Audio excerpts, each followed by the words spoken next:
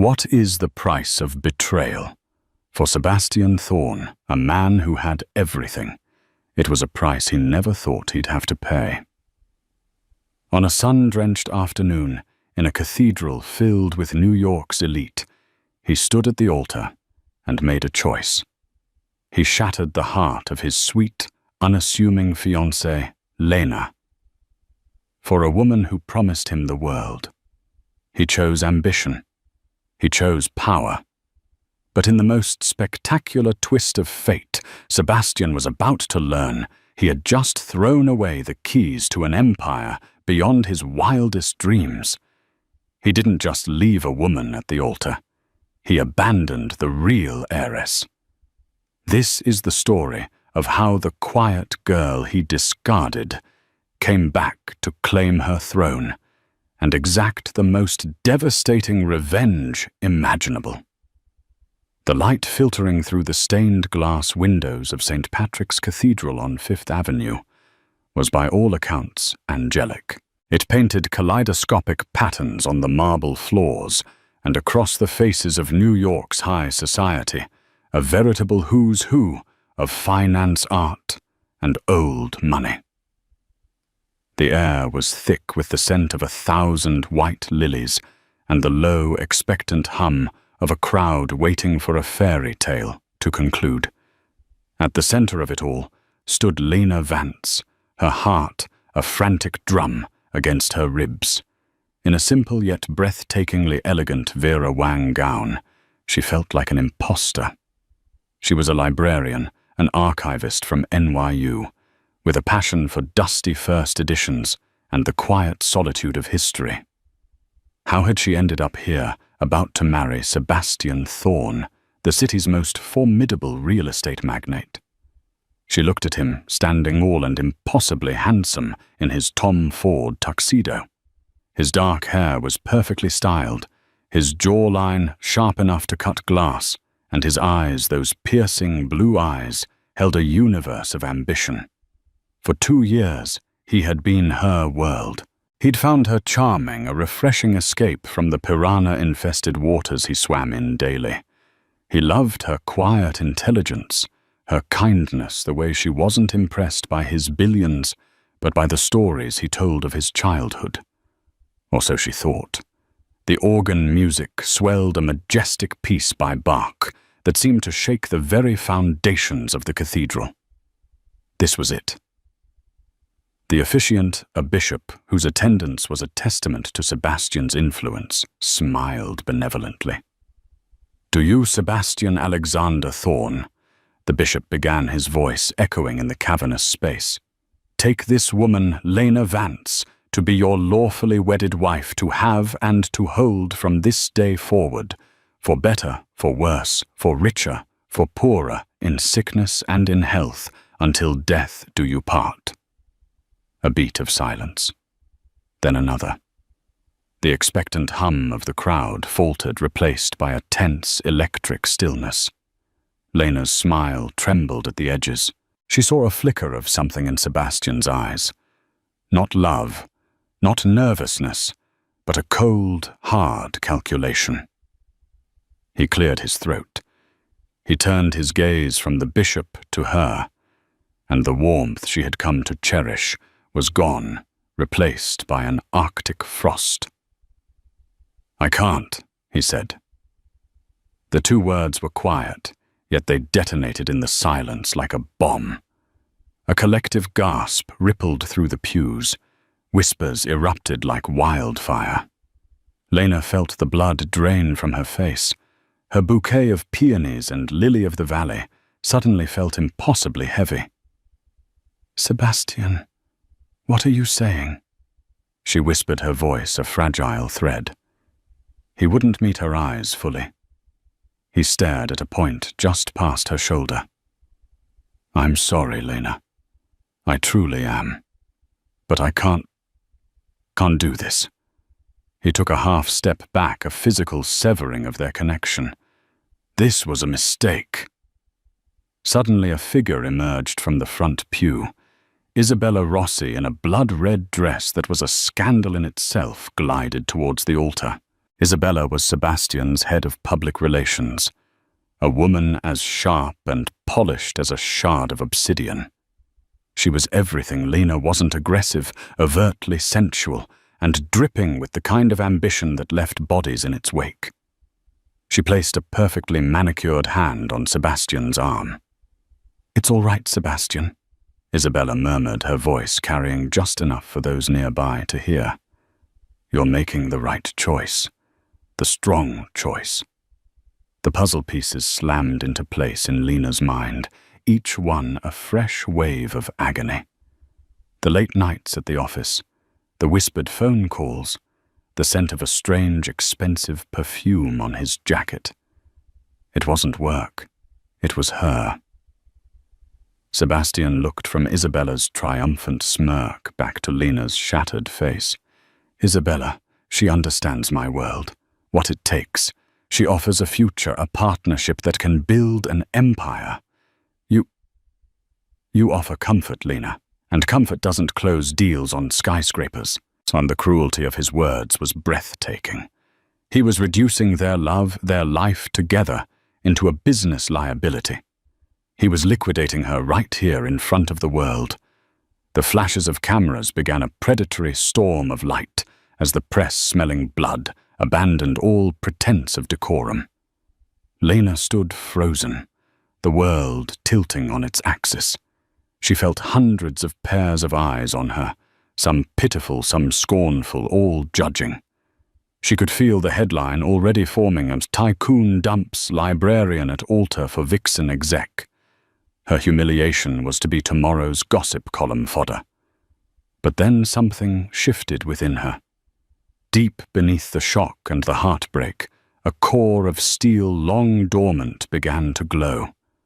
It was the legacy of her grandfather, a man who had built an empire from nothing and had taught her that dignity was the one thing no one could take from you unless you gave it away. She did not cry. She did not scream. She lifted her chin, her eyes locking onto Sebastian's for one final searing moment. She let him see the pain he had caused, but she also let him see that he had not and could not break her. She turned to her maid of honor, her best friend, Chloe, whose face was a mask of furious disbelief. "Chloe, my wrap, please." With a steady hand, Lena took the silk wrap and draped it over her shoulders. Then she turned to the crowd, her posture unnaturally straight. An elderly, distinguished-looking man with kind eyes and a grim face was already moving towards the aisle. It was Mr. Davies, her family's longtime confidant and lawyer. He reached her side, offering a silent, sturdy arm. Without a single word to Sebastian or Isabella, Lena Vance, the jilted bride, walked away from the altar. The sound of her heels clicking on the marble floor was the only sound in the cathedral, a crisp, defiant rhythm against the cacophony of whispers and camera shutters. She was walking away from Sebastian Thorne, but as the heavy oak doors closed behind her, everyone would soon learn she was walking towards her destiny. And Sebastian Thorne had just made the biggest, most catastrophic mistake of his life. The black Bentley purred through the gates of a sprawling estate in Westchester County, a world away from the media circus engulfing Manhattan. The property was a fortress of old-world elegance, shielded from prying eyes by a dense forest of ancient oaks and a formidable stone wall.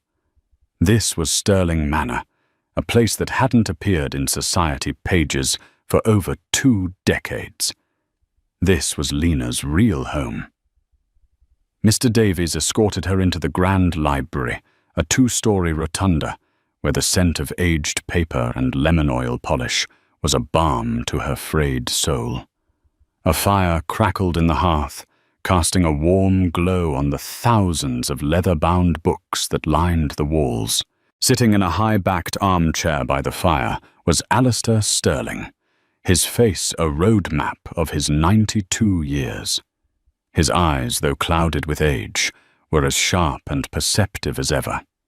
He was the patriarch, the titan behind Sterling Holdings, a multinational conglomerate with interests in everything from legacy media and sustainable technology to pharmaceuticals and, ironically, prime real estate.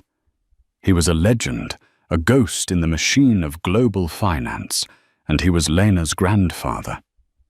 He watched her as she entered, his expression a mixture of profound sadness and steely resolve. He didn't stand, but he opened his arms. Lena went to him, collapsing into his embrace, the facade of strength she had maintained in the cathedral finally crumbling. The tears came hot and silent.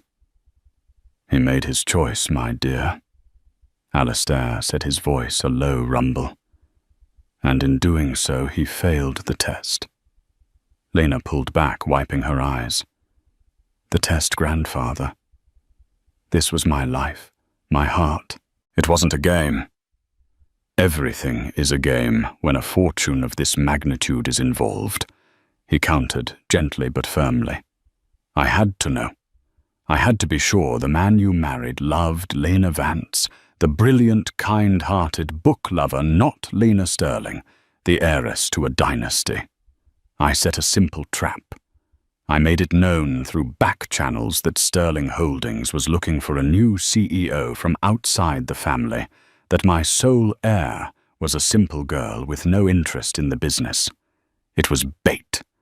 I wanted to see if Sebastian Thorne, a man obsessed with building his own empire, could truly love a woman he believed could add nothing to it. Today, we received our answer." The truth of it settled over Lena, a cold, clarifying weight. Her entire relationship had been the final stage of a decades-long plan to protect both her and the family legacy. Sebastian wasn't just unloving, he was unworthy. "So what now?" she asked, her voice gaining a sliver of its strength back. Alistair gestured to a large mahogany desk. On it lay a single, weighty portfolio bound in dark blue leather. "Now," he said, a glint in his eye, "you stop being Lena Vance.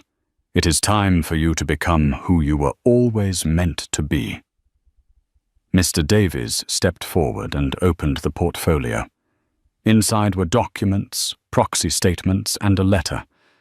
It was Alistair's official abdication. He was stepping down as chairman of the board of Sterling Holdings and transferring his controlling interest, 51% of the company, to her, effective immediately. Lena stared at the documents, her name printed in stark black ink, Lena Sterling. "Me," she breathed. "Grandfather. I'm an archivist. I know about 14th century manuscripts, not corporate takeovers." "Nonsense," Alistair scoffed. "You have the finest mind of anyone I know. You see patterns. You understand history, and business is merely history in the making. You have my blood in your veins, and Mr. Davies and our board will guide you. You will learn faster than you can imagine. Your first order of business, however, is personal." He pointed to a smaller file next to the portfolio. It was a dossier on Thorne Global Properties. "Sebastian Thorne believes he is a king," Alistair said, his voice turning to ice. "His entire empire is built on leverage and aggressive expansion. His flagship project, the Elysian Tower, is the cornerstone of his future. He has poured every ounce of his capital and reputation into it.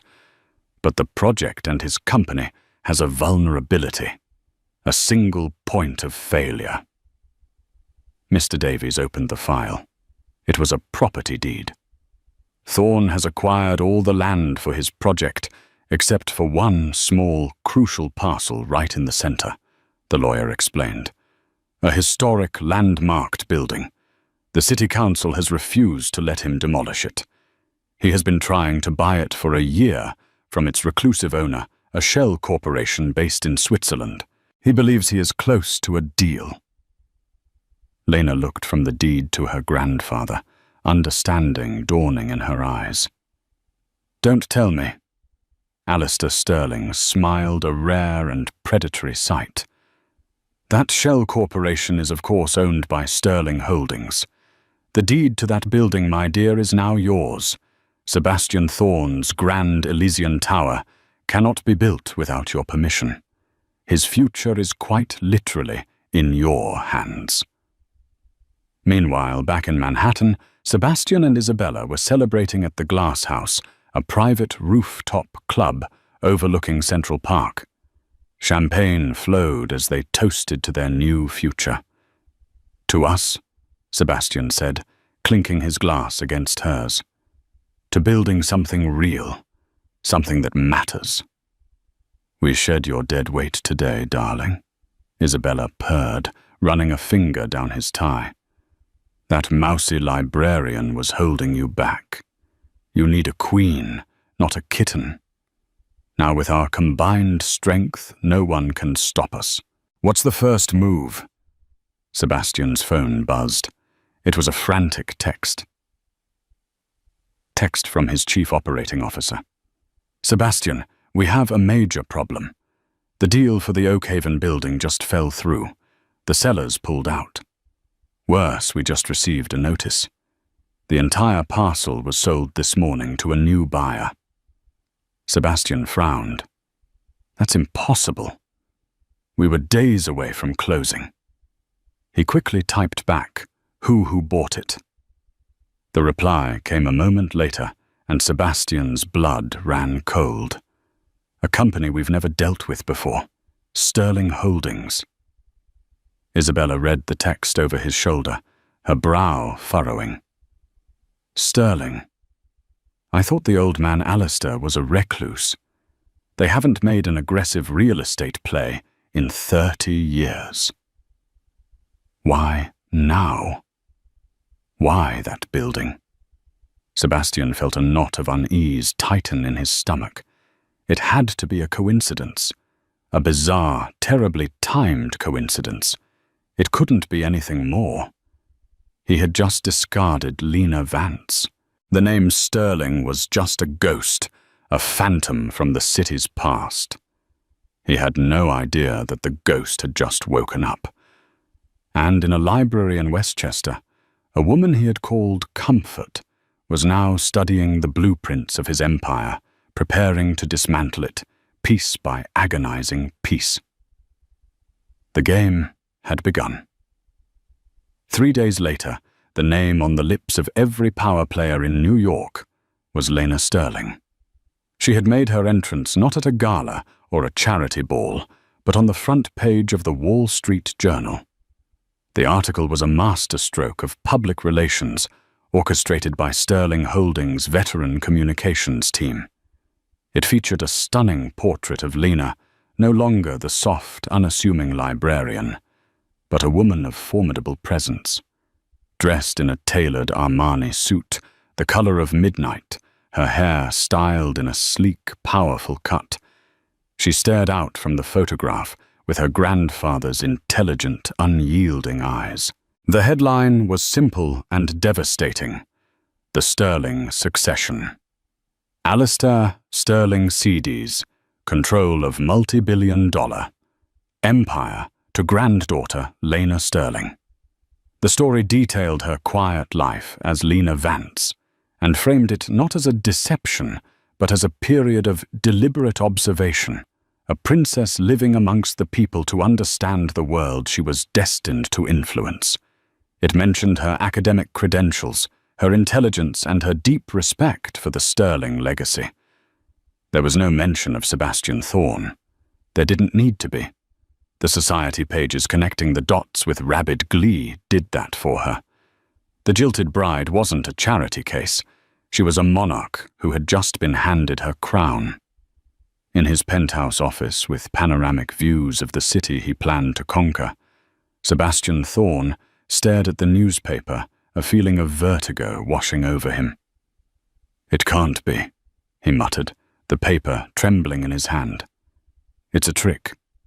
A different Lena Sterling, Isabella pacing the room like a caged panther, snatched the paper from him. "Don't be a fool, Sebastian. Look at her." It's her. The hair is different, the clothes are different, but the eyes are the same. She threw the paper onto his desk.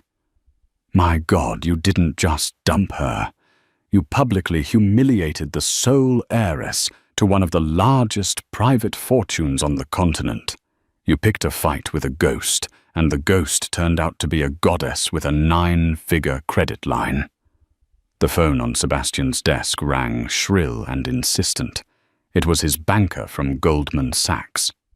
"Sebastian," the voice on the other end said, stripped of its usual congeniality. "We need to talk about the financing for the Elysian. Given the new developments regarding the Oakhaven parcel, the board is getting nervous. The stability of the project is in question. We need assurances." Before Sebastian could formulate a reply, another call came in.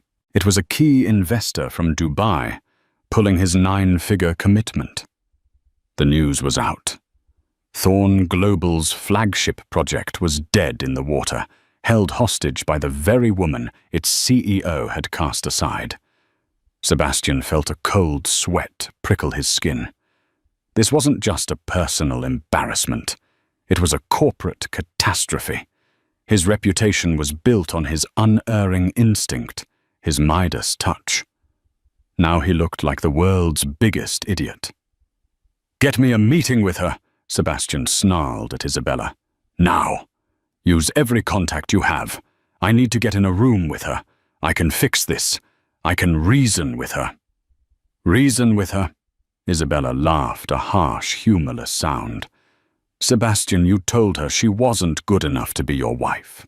You think she's going to sell you a building out of the goodness of her heart. This isn't a business negotiation anymore. This is a blood sport." But Isabella, ever the operator, made the calls. The answer that came back was swift and chilling. "Sterling is not available. All inquiries regarding the property at 24 Oak Street are to be directed to her legal team." No further comment. The message was clear. There would be no backroom deals, no personal appeals. This would be handled by the book through layers of lawyers and corporate procedure designed to bleed him dry. Lena, meanwhile, was holding her first official board meeting in the top-floor conference room of the Sterling Tower. The room was intimidating, a sleek expanse of glass and steel overlooking Central Park. But Lena felt surprisingly calm. She had spent the last 72 hours in a pressure cooker of briefings with Mr. Davies, absorbing decades of corporate history, strategy, and finance. Her archivist's mind, trained to find and connect disparate pieces of information, took to it with astonishing speed. She sat at the head of the table, the same spot her grandfather had occupied for 50 years. The board members, a collection of seasoned, silver-haired executives who had been skeptical at first, now watched her with a newfound respect. "Good morning," she began, her voice steady and clear. "Our first agenda item is Project Nightingale." This was her own name for the operation concerning Sebastian Thorn. "Thorn Global has made a preliminary offer of $200 million for the Oakhaven building," Mr. Davies reported. "That's already $50 million over market value. He's desperate." "Reject it," Lena said without hesitation.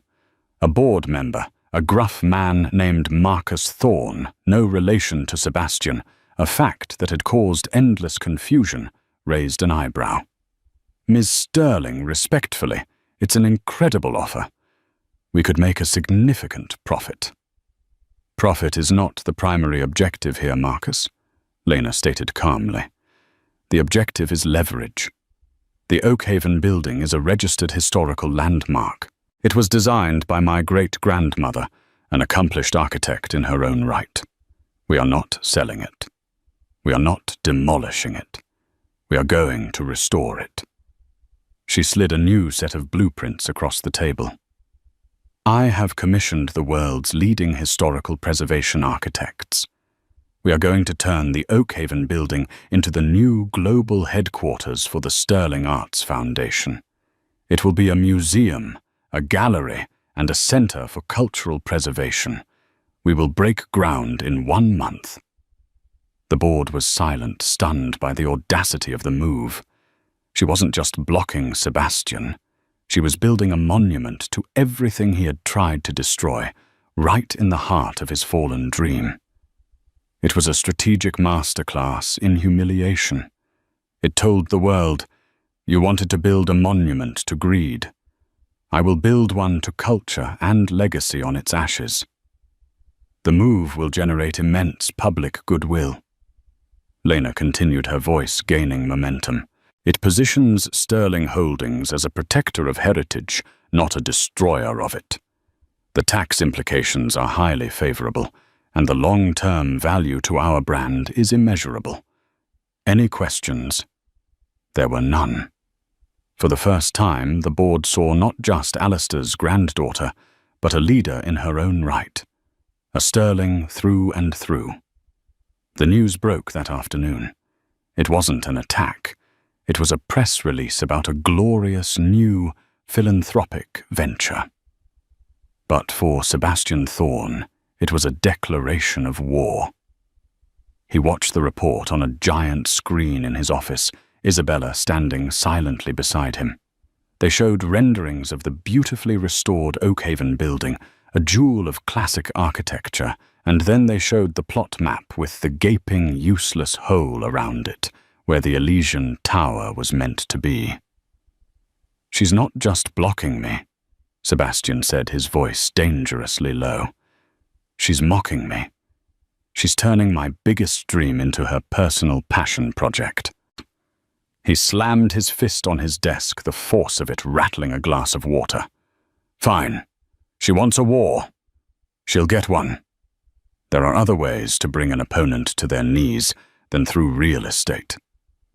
He looked at Isabella, his eyes burning with a new dark fire.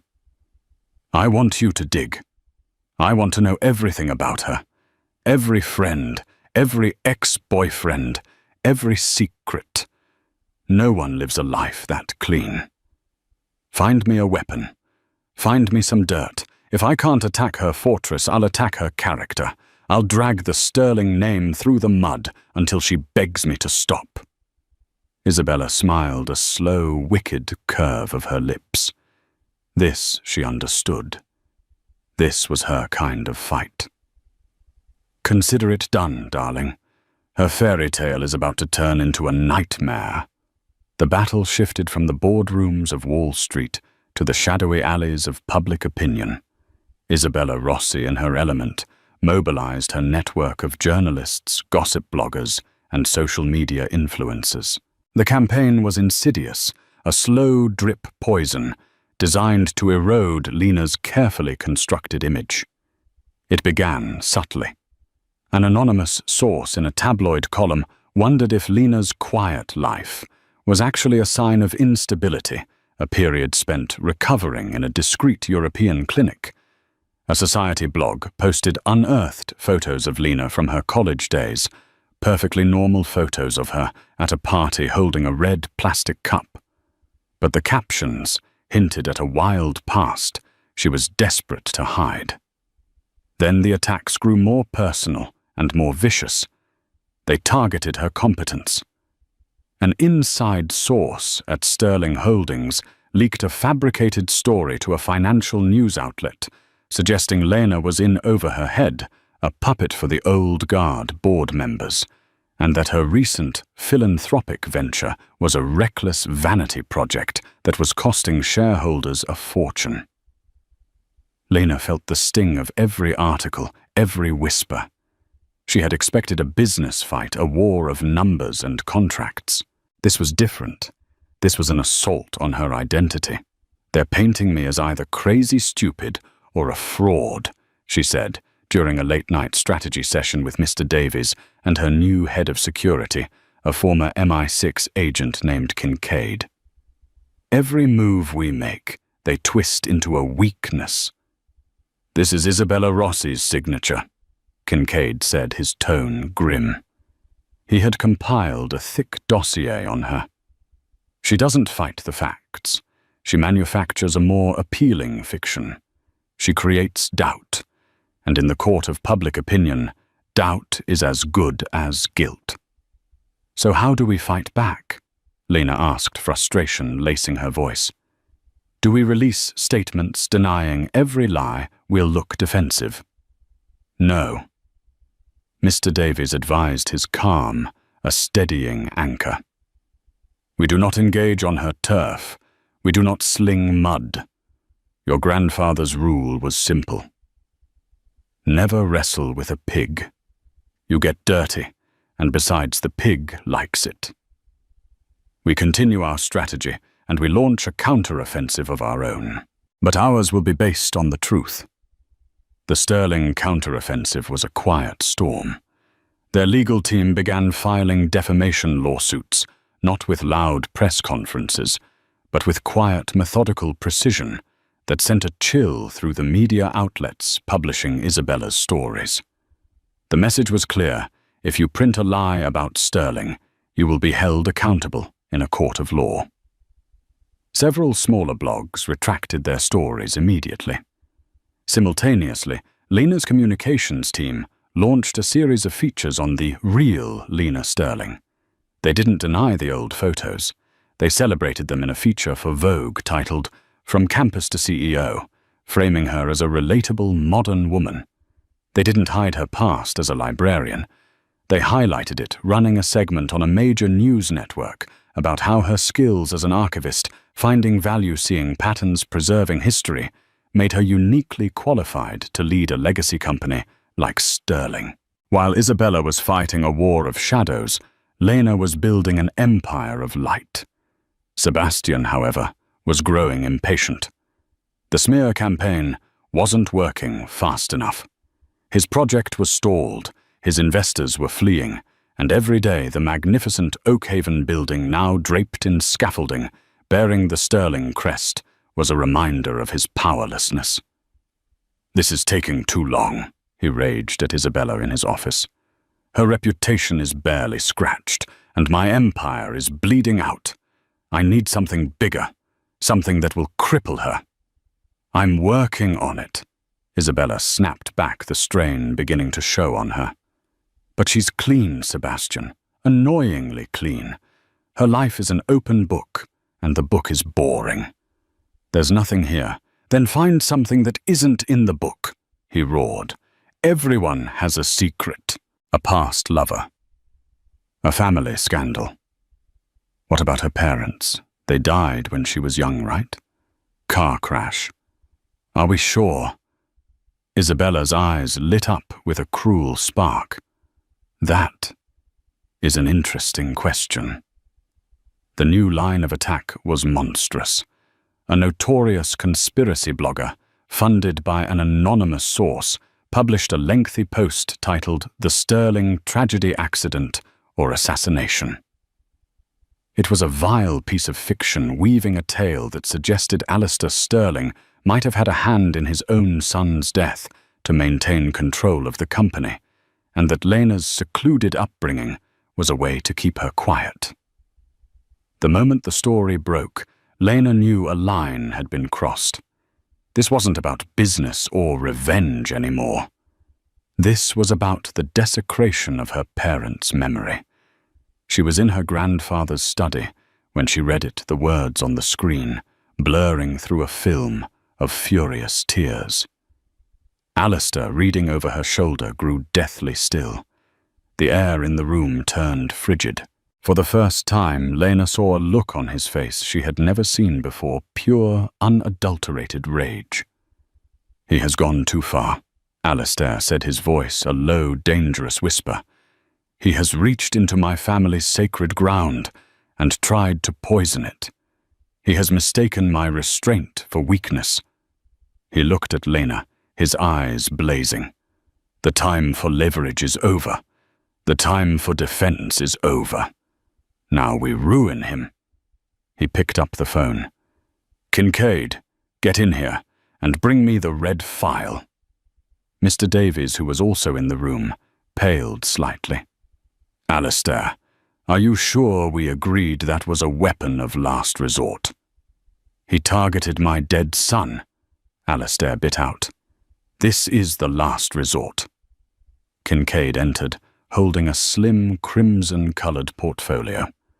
It contained the results of the deep-dive background check Sterling's security team had conducted on Sebastian Thorne when he first started dating Lena. It was standard procedure for the family, a way to vet anyone who got too close. Most files were thin. Sebastian's was not. Sebastian Thorne didn't build his first building with a bank loan and a dream, as his official story goes. Kincaid began opening the file. His seed money came from a man named Viktor Rykov, an oligarch with deep documented ties to organized crime. The money was dirty. We have the wire transfer records routed through a series of shell companies in the Cayman Islands. He continued, furthermore, his company has a pattern of acquiring properties through aggressive, often predatory means. For his Soho Tower project 5 years ago, a series of accidental fires broke out in the rent-controlled apartment buildings on the plot he needed forcing the tenants out. The fire marshal's report was inconclusive, but one of Thorne's junior executives was paid a substantial bonus a week later. The executive now lives in a country with no extradition treaty with the United States. The room was silent. This wasn't just dirt. This was potential criminal activity. Arson, money laundering. We held this back, Mr. Davies said quietly, because exposing it would trigger federal investigations and hurt a lot of innocent employees at Thorne Global. His concern for my innocent employees was zero when he publicly humiliated me. Lena said, her voice hard as diamond. The tears were gone, replaced by glacial fury. His concern was zero when he slandered my dead parents. He has forfeited any right to my mercy. She looked at her grandfather. He gave a single sharp nod. Kincaid, Lena commanded, her voice ringing with newfound authority. You are not to leak this to a gossip blog. You are to compile a full evidence-backed report. We are sending it to 2 places. She paused, taking a deep breath. This was the point of no return. The Department of Justice, she said, and the front page of the New York Times. The New York Times story broke on a Tuesday morning. It wasn't buried in the business section. It was the lead story above the fold, with a headline that hit the financial world like a seismic charge. Thorne's shadows. Investigation reveals tycoons' ties to organized crime. Allegations of arson and financial fraud. The article was a masterpiece of investigative journalism, meticulously documented and corroborated by banking records, sworn affidavits, and off-the-record confirmations from sources deep within the justice system. It laid out the dirty origins of Sebastian's seed money from Viktor Rykov and presented a damning timeline of the accidental fires that cleared the way for his Soho project. The implication was clear and unavoidable. Sebastian Thorne's empire was built on a foundation of criminality. The fallout was instantaneous and apocalyptic.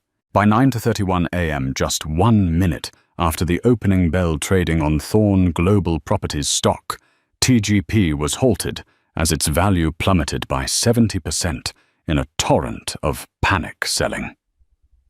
By 10:00 a.m., federal agents from the FBI and the SEC were streaming into TGP headquarters with warrants seizing computers' servers and boxes upon boxes of files. The images of grim-faced agents carrying out the heart of his company were broadcast on a live feed on every major news network.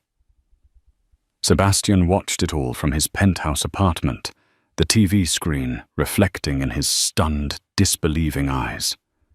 The red file. He knew instinctively that this was Lena's doing. This wasn't a smear campaign of whispers and innuendo. This was a public execution with a guillotine made of facts. His phone, which had been ringing incessantly, fell silent. His powerful friends, his investors, his bankers, they weren't calling to offer support. They were running for cover, severing all ties to a man who had just become radioactive.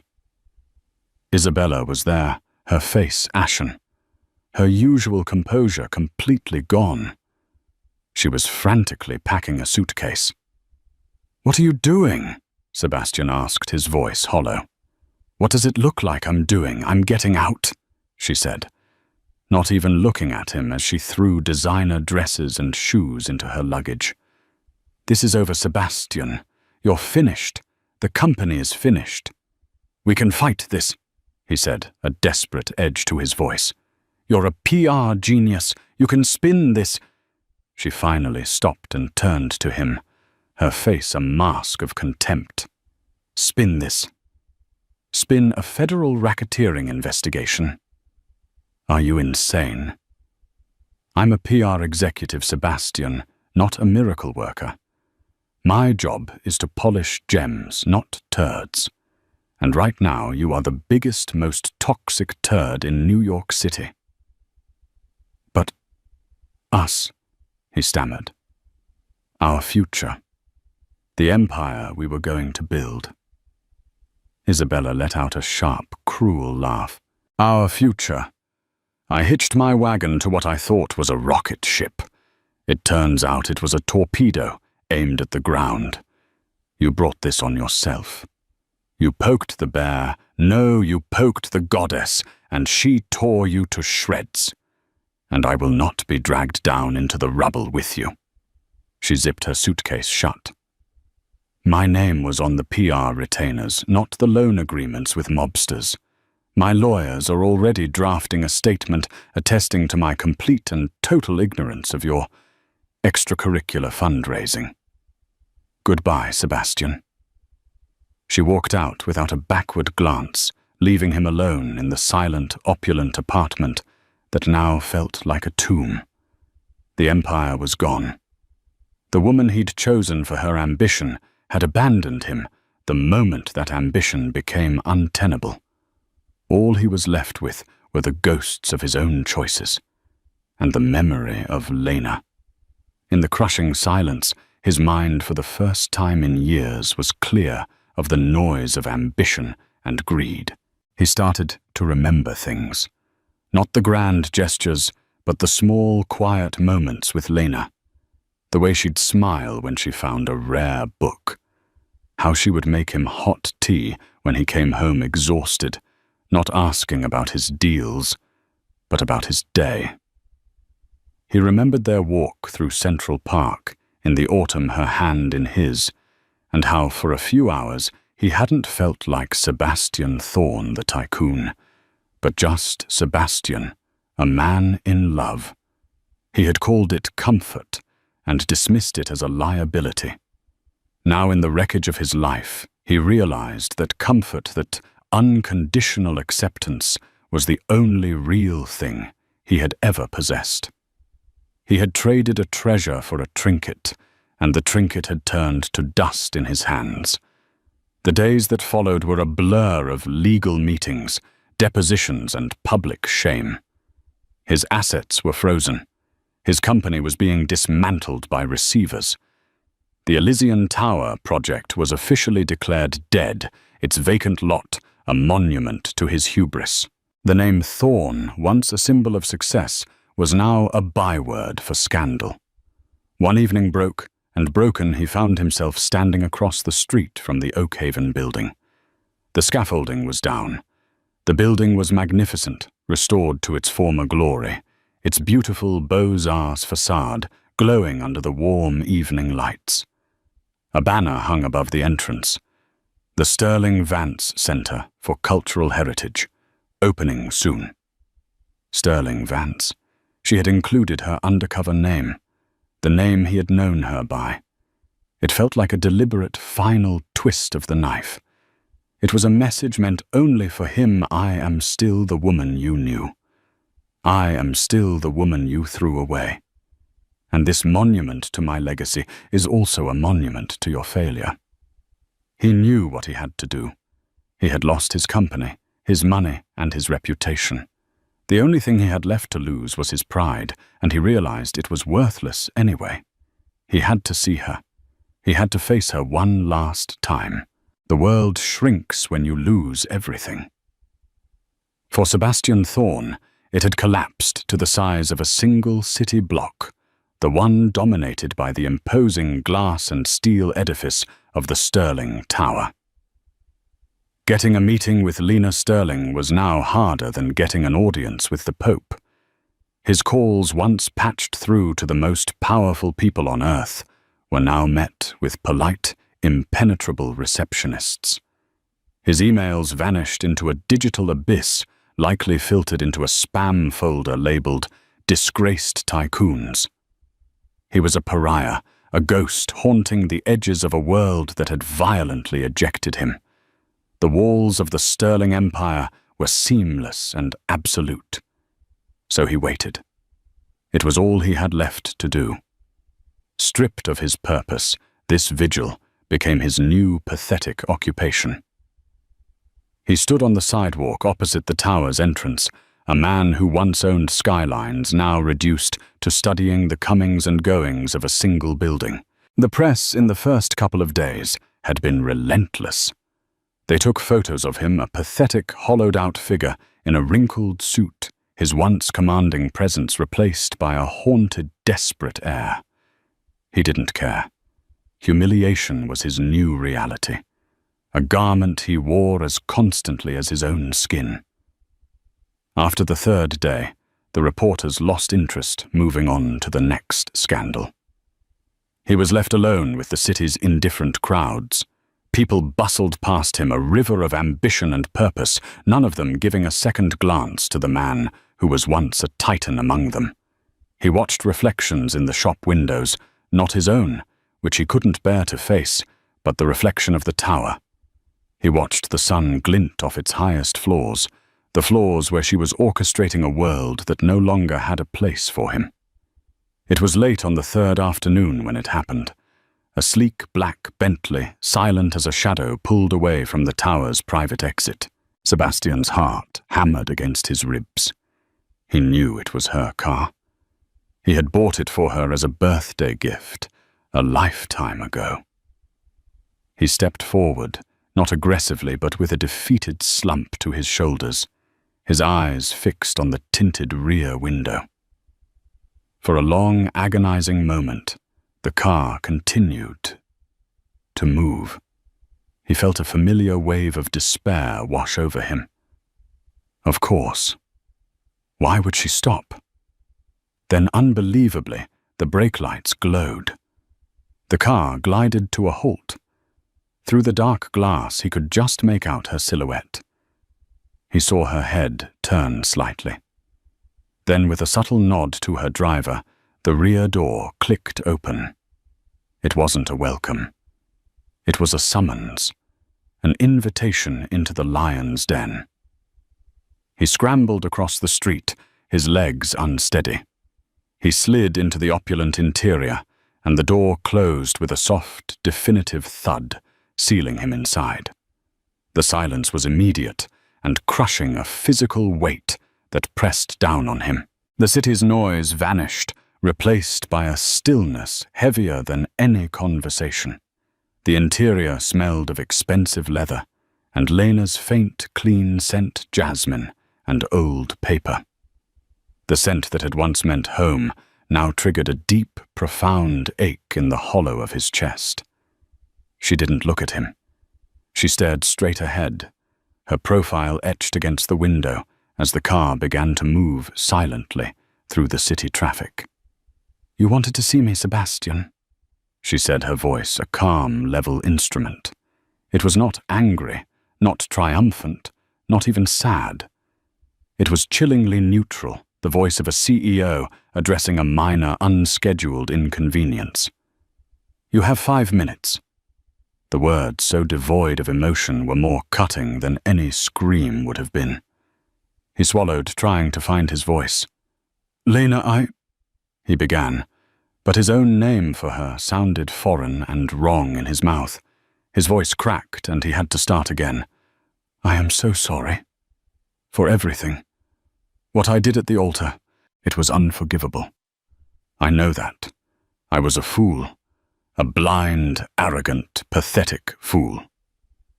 She remained silent, her posture perfect, her hands resting calmly in her lap.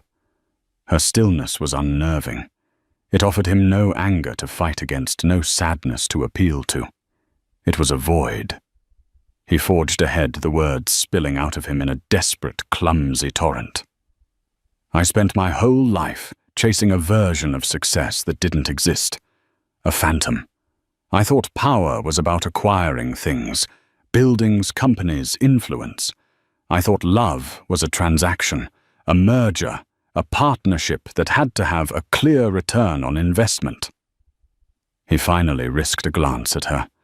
Her profile was like a cameo carved from ivory, beautiful and impossibly remote. Isabella. She wasn't the cause. She was a symptom. She was a reflection of my own worst impulses, the ugliest parts of my ambition. Choosing her was like choosing a part of myself I thought I needed to win. He saw a muscle flicker in her jaw, the only sign she was even listening. "I see it now," he said, his voice dropping to a raw whisper. The polished veneer of the tycoon was gone, flayed away to reveal the broken man underneath. "I see what I threw away. It wasn't about the money, Lena. I swear to you. If I had known about your family, your name, it wouldn't have mattered, because I was too blind to see the real value right in front of me. What I threw away was you, your kindness, your quiet strength, the way you saw me, not my net worth. I had everything that mattered in you, and I was too stupid to realize it." He finally broke the weight of his regret, crushing the air from his lungs. His shoulders slumped, and he covered his face with his hands. "I've lost everything. My company, my reputation, and I deserve it. I deserve all of it. I'm not here to ask for the building back. I'm not here to ask for anything. I'm just here to say, I'm sorry. And that I loved you. I really did. I was just too broken to know what to do with it." The car came to a smooth, silent stop. Sebastian looked up, disoriented. They were outside a small, unassuming building in Greenwich Village. For a heart-stopping second, he didn't recognize it. Then it hit him. It was the library. Her old library. Lena finally turned her head and looked at him, her gaze direct and unyielding. Her eyes were clear, steady, and held no trace of the adoring woman he had left at the altar. The warmth was gone, replaced by a hard, brilliant clarity. "You say it wasn't about the money, Sebastian," she said, her voice soft but laced with steel. "But your actions say otherwise. You didn't just leave me. You publicly humiliated me in the most calculated way possible. In front of our friends, our families, and the world, you weighed my worth and found it lacking. The irony is you were simply looking at the wrong ledger." She gestured with one elegant hand toward the library window.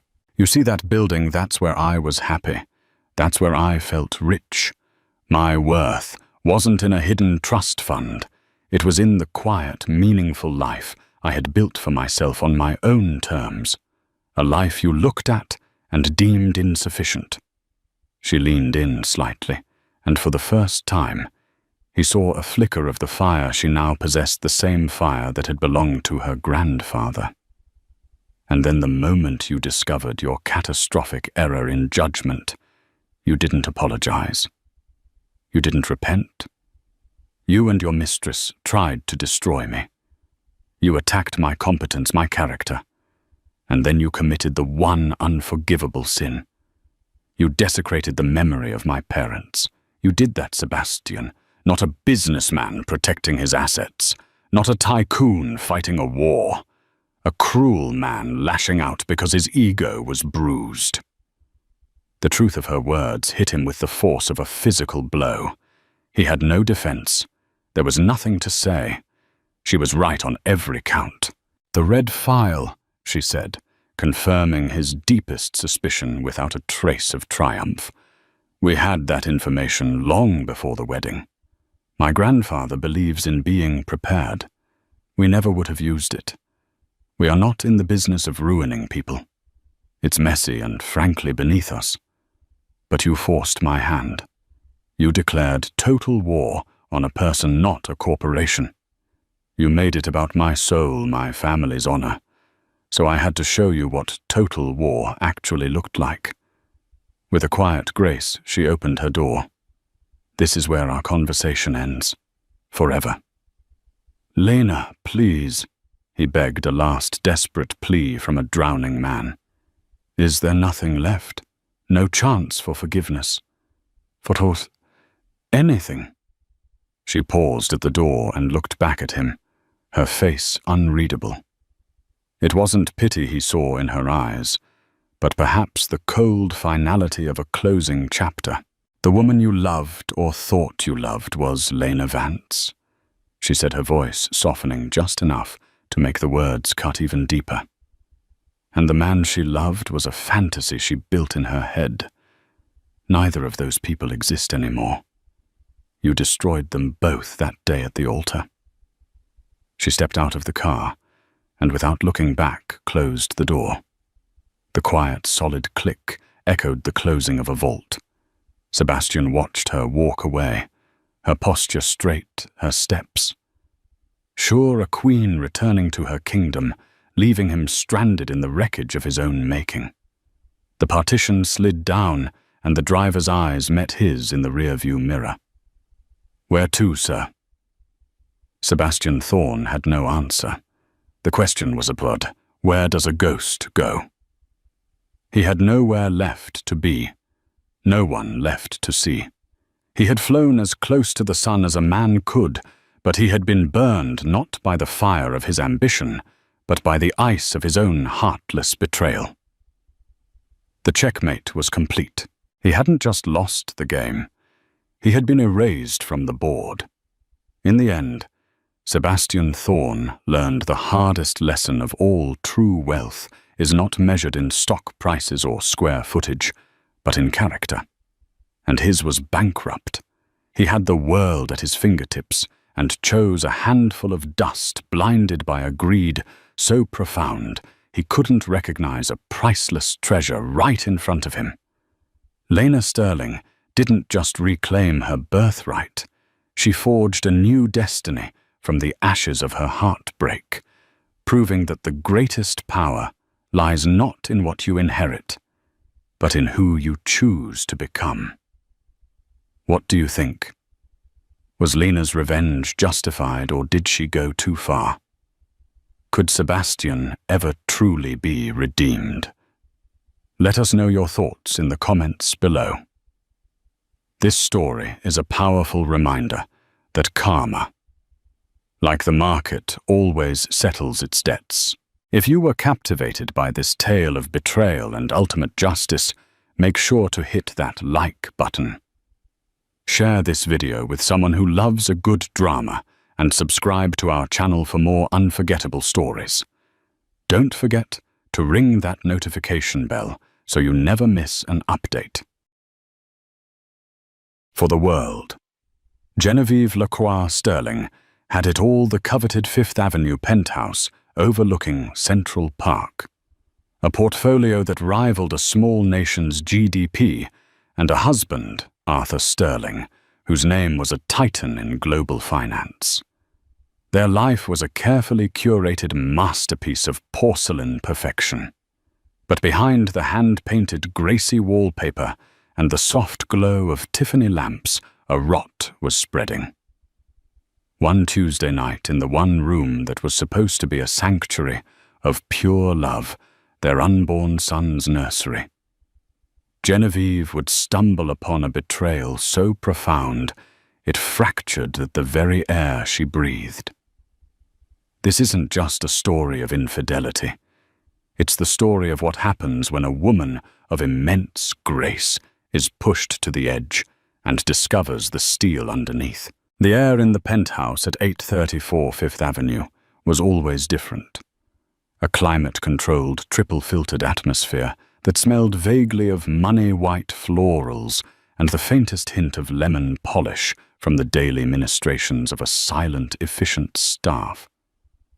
For Genevieve Lacroix Sterling, it was the scent of home, a scent she had carefully curated over 7 years of marriage to Arthur Sterling. Tonight, however, a discordant note had crept in. It was just past 10 p.m. on a Tuesday. Arthur was supposed to be at a late-night merger dinner with Japanese investors, a common occurrence in their world. Genevieve, 8 months pregnant, and feeling the full weight of it in her lower back, had spent the evening in her personal study, finalizing a philanthropic bid for the new wing of the MoMA. Her family, the Lacroix dynasty of old-world textiles, had taught her that a woman's power wasn't just in the man she married, but in the legacy she built herself. A sudden thirst pulled her from her work. She padded barefoot across the cool Italian marble of the grand hallway, her hand resting instinctively on the perfect, taut globe of her stomach. The baby, whom they had already named Leo, kicked gently a familiar, reassuring flutter. She smiled. Everything was for him. The life they were building, the quiet power of their names, combined the future stretching out before them, like the park sprawling beneath their windows. All of it was for Leo. She passed the cavernous living room, its walls adorned with a Rothko and a small, exquisite Degas sculpture. The lights were low, casting long shadows. Strange. Maria, the head housekeeper, was meticulous about turning everything off before she and the staff retired to their wing. Genevieve paused, a flicker of unease prickling her skin. She heard a sound, not from the living room, but further down the hall. A faint, muffled giggle. It came from the direction of the nursery. Her heart gave a strange, painful lurch. Why would anyone be in the nursery? It was her sanctuary within a sanctuary. She had overseen every detail, from the hand-stitched constellations on the silk ceiling to the commissioned Beatrix Potter murals that danced across the walls. The scent in there was supposed to be one thing only: the gentle, calming aroma of lavender and chamomile she spritzed on the linens each night, a ritual of welcome for her son. Quietly, her bare feet making no sound, she moved toward the heavy, soundproofed oak door. The giggling came again, clearer this time. Feminine and breathless. It was followed by a low murmur. A man's voice, Arthur's voice. Confusion warred with a sudden, sickening dread. The Japanese dinner. He had texted her an hour ago, a picture of a sake bottle with the caption, "Closing the deal for us, my love. For you and Leo." Her hand trembled as she reached for the large, cold brass doorknob. She didn't turn it. Instead, she pushed. The door was ajar, left open just a crack. It swung inward without a sound. The scene that met her eyes would be burned into her memory for the rest of her life, a searing brand on her soul. The only light came from a small moon-shaped nightlight near the crib, casting a soft, ethereal glow on the two figures. Arthur, his billion-dollar Brioni suit jacket discarded on the rocking chair, had a woman pinned against the wall, right under a mural of Peter Rabbit. Her dress, a slick sheath of red silk that Genevieve had never seen before, was hiked up around her waist. His hands were tangled in her long, dark hair, and her head was thrown back, a silent laugh on her lips. Genevieve recognized her instantly. It was Serafina Vance, The daughter of Marcus Vance, the CEO of Vance Capital, a rival firm Arthur had been in a protracted and hostile acquisition battle with for the better part of a year. Serafina, with her sharp features and even sharper reputation, was a fixture on the gossip pages, always draped on the arm of some European playboy or tech billionaire. But it wasn't the identity of the woman that shattered Genevieve. It was the location. They were in the nursery, her baby's room. They were leaning against the wall where Leo would one day rest his head. Their lust-filled panting was mingling with the gentle scent of lavender she'd sprayed for her son. The crib, a magnificent piece of hand-carved cherrywood that had been in her family for 3 generations, stood just feet away, a silent witness to this ultimate desecration. For a moment that stretched into an eternity, Genevieve couldn't breathe. The air was stolen from her lungs.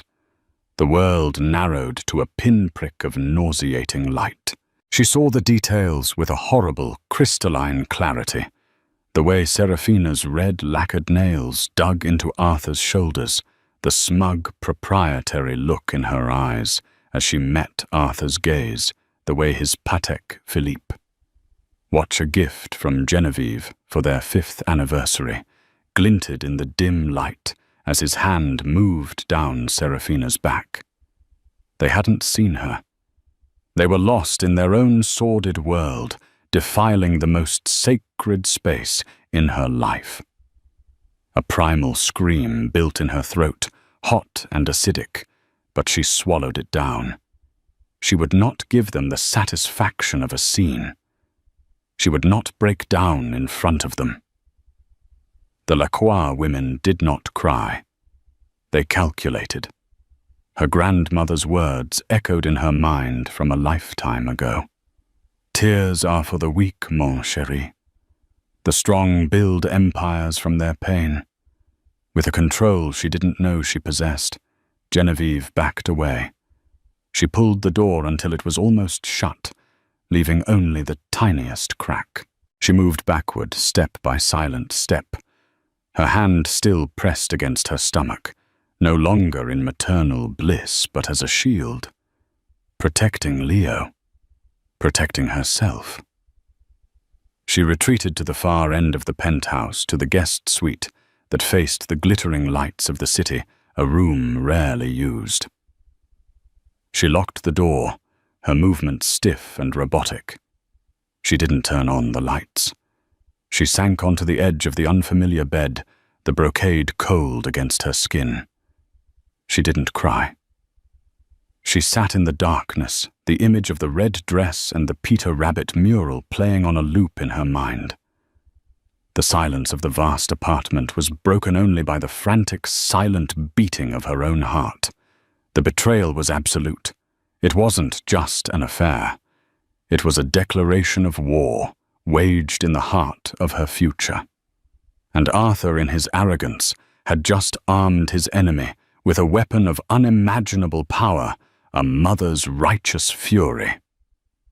She took a deep, shuddering breath and pulled out her phone. She didn't scroll to her mother or her best friend.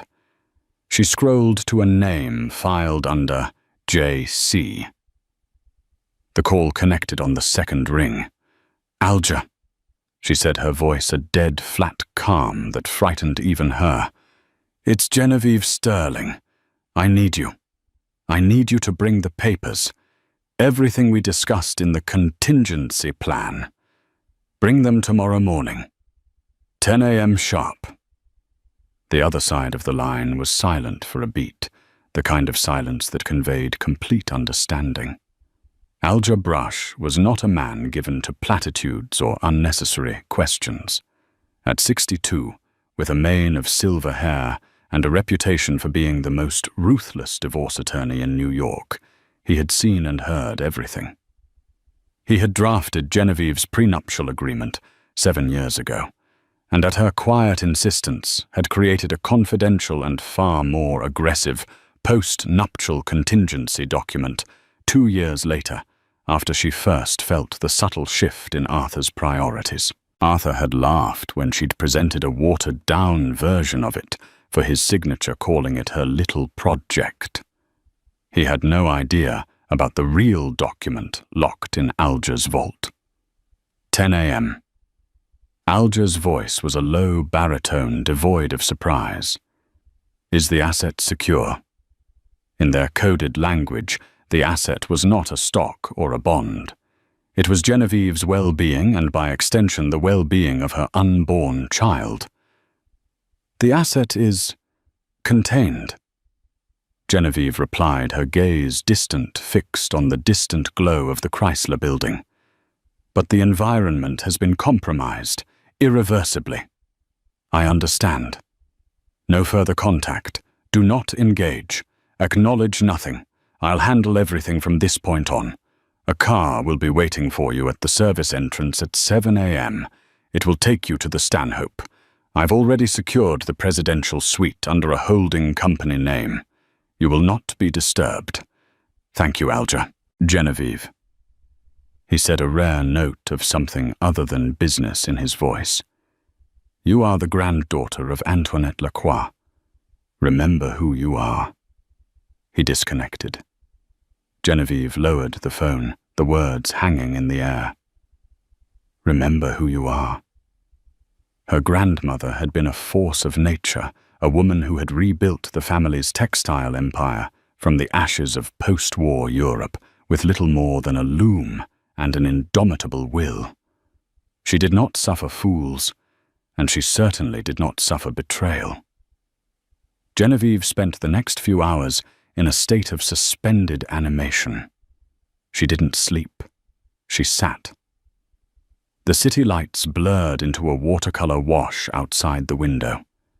She felt Leo stir again, a more insistent movement this time, as if sensing his mother's distress. She stroked her belly, whispering to him in the dark. "It's all right, my love. Mama's here. Mama will fix this.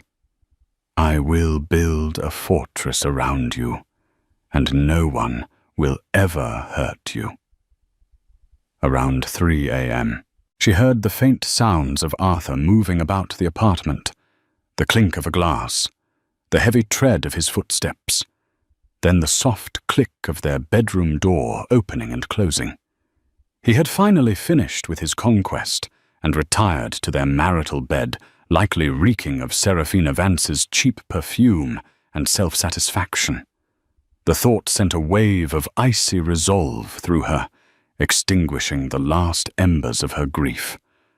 At 6 a.m., before the sun had fully risen over the East River, Genevieve moved. Her actions were precise and economical. She packed a single Rimowa suitcase with essentials, a few changes of comfortable maternity clothes from Loro Piana, her toiletries, her laptop, and a small, worn, leather-bound book of her grandmother's maxims. She left behind the diamonds, the couture gowns, the entire life that was a lie. In the master bathroom, she took her wedding and engagement rings, a flawless 10-carat diamond that had been featured in Vogue, and placed them deliberately in the center of Arthur's sink.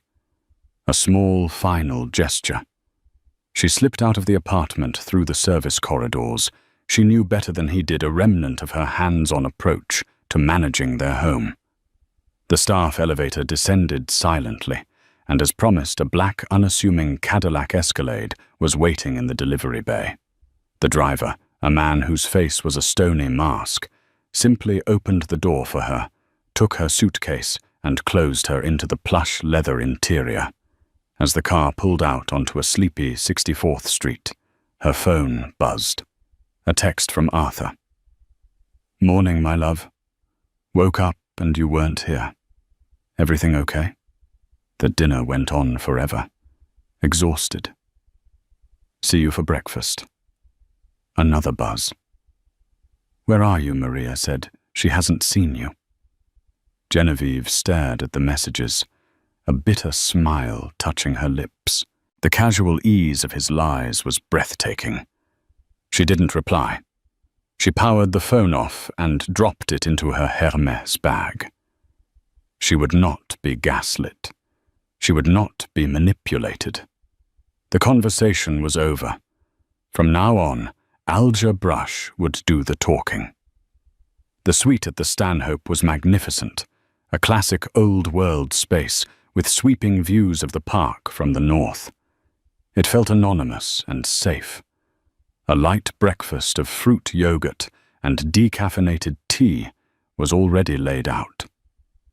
She ate mechanically, forcing herself to nourish her body, to nourish Leo. She was no longer just Genevieve. She was a vessel for the next generation of her family, and she had a duty to protect him. At 9:55 a.m., her temporary phone provided by Alger's team chimed. It was Alger. "We are walking into the lobby of your building now. Are you ready?" Genevieve looked at her reflection in the grand mirror of the suite. The woman staring back was pale, and her eyes were shadowed, but they held a fire that hadn't been there 24 hours ago. The soft, accommodating wife was gone.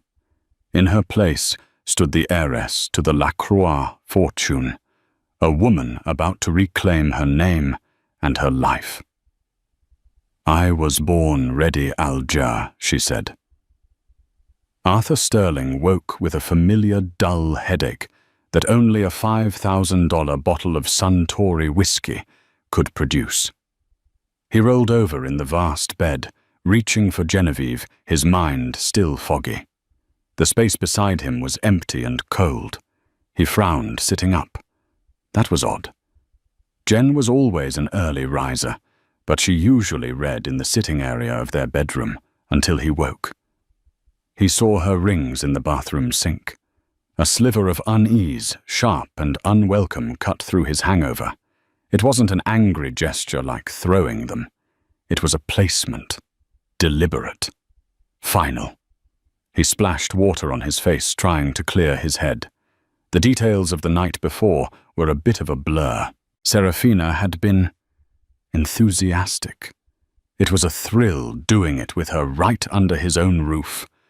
The danger, the sheer audacity of it, especially with her father being his corporate nemesis, had been a potent aphrodisiac.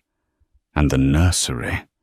That had been Serafina's idea, a wickedly decadent suggestion. He'd been too drunk and aroused to refuse. It was just a room, after all. He convinced himself Jen had probably gone to her mother's in Connecticut for the day. She did that sometimes when she needed space, though usually after a discussion. He'd smooth it over. He was Arthur Sterling. He could smooth anything over. He'd buy her a new piece of art, a ridiculously expensive bracelet from JR, and she'd melt just like she always did. He threw on a cashmere robe and padded out to the breakfast nook, expecting to find the Wall Street Journal laid out next to his freshly squeezed orange juice. Instead, he found Maria, their housekeeper, looking flustered. "Good morning, Mr. Sterling, Mrs. Sterling left very early this morning." "Yes, I know, Maria. Did she say where she was going?" "No, sir." A car picked her up from the service entrance. The service entrance? The unease sharpened into genuine alarm. Genevieve never used the service entrance. Just then the chime of the private elevator that opened directly into their foyer sounded. Arthur relaxed. It was probably her back, already ready for his apology and the inevitable reconciliation.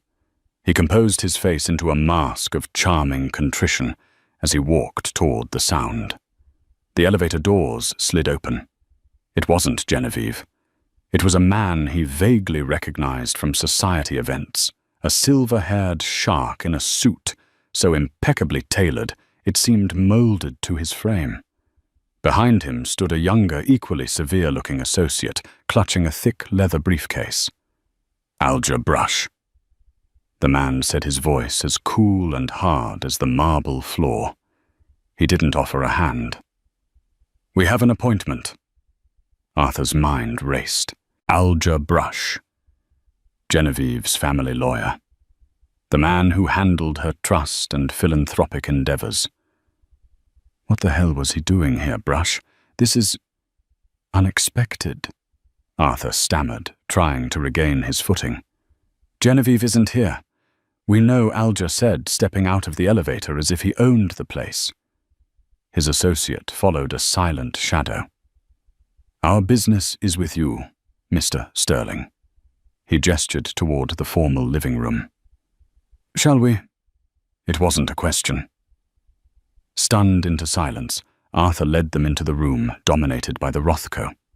He felt absurdly exposed in his cashmere robe. Alger Brush and his associate sat on the pristine white sofa, placing the briefcase on the glass coffee table between them with a heavy definitive thud. I don't understand. Arthur began running a hand through his disheveled hair. What is this about? Alger snapped open the briefcase. He extracted a sheaf of documents, thick and bound in blue. He slid it across the table toward Arthur. This, Alger said, his eyes locking onto Arthur's, is a petition for the dissolution of marriage between Genevieve Lacroix Sterling and Arthur Sterling, filed with the Supreme Court of the State of New York an hour ago on the grounds of adultery. The words hit Arthur like a physical blow. Dissolution. Adultery. He stared at the papers, his mind refusing to process what he was seeing. This is insane. He sputtered, a nervous laugh escaping his lips. A misunderstanding. Jen is just upset. We had a small disagreement. There is no misunderstanding. Mr. Sterling. Alger continued, his tone unwavering. The petition also includes an immediate ex parte application for exclusive use and occupancy of this residence, the Hamptons estate in Sagaponack, and the chalet in Gstad. It freezes a list of joint assets detailed on page 12, effective immediately. And it contains a temporary restraining order, preventing you from contacting, harassing, or coming within 500 feet of my client. Arthur's face paled. You can't be serious. 500 feet. She's my wife. She's pregnant with my child. A child whose developmental sanctuary you saw fit to defile last night with Miss Serafina Vance at approximately 10:15 p.m. Alger stated without a flicker of emotion. The blood drained from Arthur's face. He felt as if the floor had dropped out. From under him, she had seen, Genevieve had seen them. The deliberate placement of the rings in the sink suddenly made a horrifying kind of sense. It wasn't an act of petulance. It was a verdict. Where is she? He demanded, his voice rising in panic. I need to talk to her. You will do no such thing, Alger said, rising to his feet. From this moment forward, all communication will go through my office, and I assure you my client has nothing to say to you. You have 24 hours to have your attorney contact me. A list of our non-negotiable preliminary demands is on page 3. I suggest you read it very carefully. Alger nodded to his associate, who placed another, slimmer document on the table. That is a copy of the restraining order. A process server is waiting downstairs to serve you officially. We are leaving now. I'd advise you to vacate the premises by the end of the day to avoid a rather unpleasant scene with the NYPD. Arthur was speechless, his mind a maelstrom of shock fury and a dawning, terrifying sense of loss.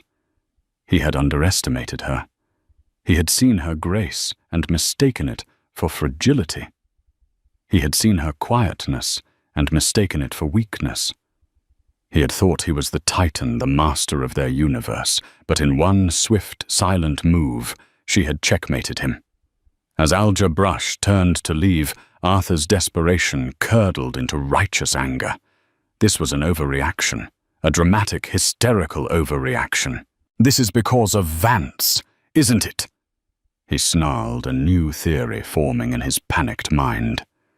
She's colluding with Marcus Vance. This is a corporate tactic, using his daughter to set me up, and having Jenin pull this stunt to get leverage in the acquisition. Alger paused at the elevator, turning back slowly. A ghost of a smile, cold and predatory, touched his lips. It was the first hint of emotion he had shown, and it was terrifying. "Mr. Sterling," he said, the words dripping with condescension, "you still don't get it. You are a man who looks at a masterpiece and sees only the price tag. You think this is about business. You think this is about leverage. You are, if you'll forgive the candor, a fool." He stepped into the elevator. "This isn't about your deal with Vance Capital. This is about what you did in a room full of Beatrix Potter murals. You have gravely misunderstood the woman you married, and you are about to pay a price far greater than any corporate acquisition." The elevator doors slid shut, leaving Arthur Sterling alone in his magnificent living room, a man suddenly stripped of everything, clutching a set of papers that represented the complete and utter demolition of his life. In her suite at the Stanhope, Genevieve was not idle. While Alger was dismantling Arthur's world, she was calmly assembling her war room. A team from Alger's office had delivered encrypted laptops and secure hard drives. Spread across the antique dining table were not magazines and novels, but financial statements, trust documents and corporate holding charts she had been quietly compiling for the last 2 years. She was not the pampered wife Arthur believed her to be. Her father, a shrewd and loving man, had insisted she get her MBA from Wharton the same as him. "You must be able to read a balance sheet as easily as you read Proust Mafila," he'd always said. While Arthur was out courting investors and preening for the financial press, Genevieve had been the one poring over the fine print of his deals, often catching errors or liabilities his own team had missed. She was the silent architect of some of his greatest successes, a fact he conveniently forgot to mention in boardrooms or interviews. The first order of business was Serafina Vance. Genevieve had always dismissed her as a vacuous socialite, a tool her father Marcus Vance used for public relations, but her presence in the nursery was too specific, too targeted. It felt less like a crime of passion and more like a strategic move. "Alger, I want everything on her," Genevieve said over a secure line. "Not the gossip column trash. I want to know who she talks to, where her money comes from her travel logs for the past 6 months. Hire PIs. The best. I don't care what it costs." Already underway, Alger confirmed. "I have a team from Kroll on it. We should have a preliminary report by evening." The report that landed in her encrypted inbox at 7 p.m. was more damning than she could have imagined. Serafina Vance was far from a simple party girl. She had a degree in finance from LSE and held a discreet but powerful position within her father's company, Director of Opposition Research. Her job was to dig up dirt on competitors, identify weaknesses, and exploit them. Her recent romances with tech CEOs and hedge fund managers all curiously preceded major market moves or failed acquisitions involving Vance Capital. She wasn't a mistress. She was a corporate saboteur. The PI's report included discreetly obtained photographs. Serafina meeting with one of Arthur's disgruntled former board members. Serafina having lunch with a journalist known for his scathing takedowns of high-profile CEOs. And the final sickening piece of the puzzle phone records showing dozens of calls and texts between her and Arthur over the past 4 months, a timeline that directly corresponded with a series of mysterious leaks from within Sterling Industries that had damaged their stock price and complicated the Vance Capital acquisition. Arthur hadn't just cheated on her. He had been sleeping with the enemy, actively and willingly conspiring with a woman whose entire purpose was to destroy him and, by extension, their family. The sheer breathtaking stupidity of it almost made her laugh. His ego, his belief that he could control and manipulate everyone, had made him the perfect mark. The next morning, Alger's team forwarded a new piece of intelligence, this one a bombshell. A source inside Vance Capital, cultivated by Alger's investigators, revealed the end game. Serafina's mission was to get close enough to Arthur to obtain sensitive information about a proprietary trading algorithm Sterling Industries had developed, code-named Prometheus.